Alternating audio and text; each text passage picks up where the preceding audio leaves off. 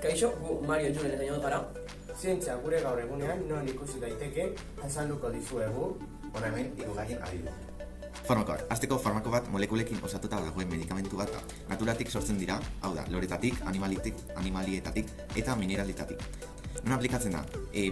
Besaurrekoan, muskuluetan eta beste gorputzeko zatietan.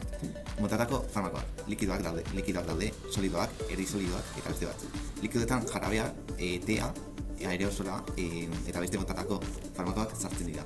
Solidoak, hautsa, kapsulak, pilorak eta beste batzuk. Erdi solidoak, pastak, kremak, gelak eta beste batzuk daude.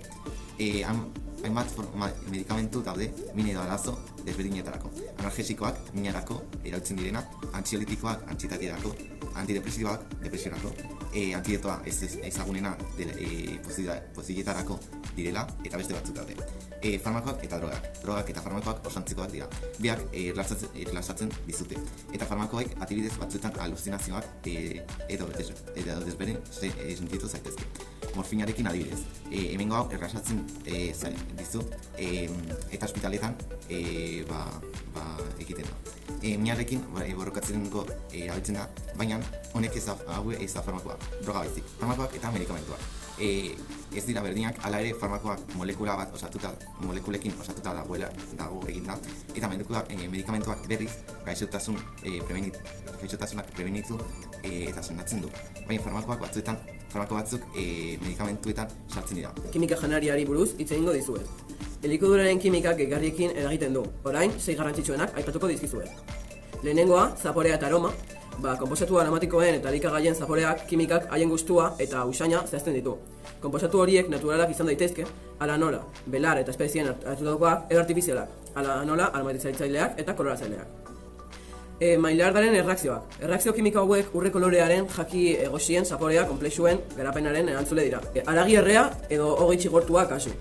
Aminoazidoak eta azukreak temperaturaren altuetan konbinatzaileak zaporea hobetzen dute, konposatu sortua zabala sortzen du. Kontserbazioa. Elikagaiak kontserbatzeko erabiltzen da kimika. Pasteurizazioa, hartzidura, lataratzea, kontserbatzaileen erabilera bezalako metodoen bidez. Metodo horiek bakterioen hazkuntza prebenitzen eta elikagaien bizitza baliagarria luzatzen laguntzen dute. Ehondura. Kimikak elikagaien teksturan ere eragiten du. Adibidez, almidoia arrozean edo pasta egosten gelatinatzaileak eragina du haren azken teksturan. Elikagaien prozesua ondua. Elikagaiak fabrikatzeko prozesu askok, ala nola, extruzioak, hidrogenazioak eta multifikazioak, erreakzio kimikoak eragitzen dituzte, osagaien propietateak aldatzeko eta elikadura produktu espezifikoak lortzeko. Ere nutrizioan du eragina. Kimika funtsezkoa da nutrienteak giza gorputzak nola xurgatzen, metabolizatzen eta erabiltzen duten ulertzeko. Horren barruan sartzen dira elikagaiak, digestioan aprobetxa daitezke mantenu gaien deskonposaketa. Legamia. Zer da eta zertarako erabiltzen da? Ondo mikroskopikoek osatzen dute. Ondo horiek hainbat elikagai deskonposatzen dituzte, hala nola azukrea edo karbohidratoak. Hartzidura prozesuaren bidez gorputzarentzat garrantzitsuak diren hainbat substantzia eta mantendugai lortzeko. Nola funtzionatzen du?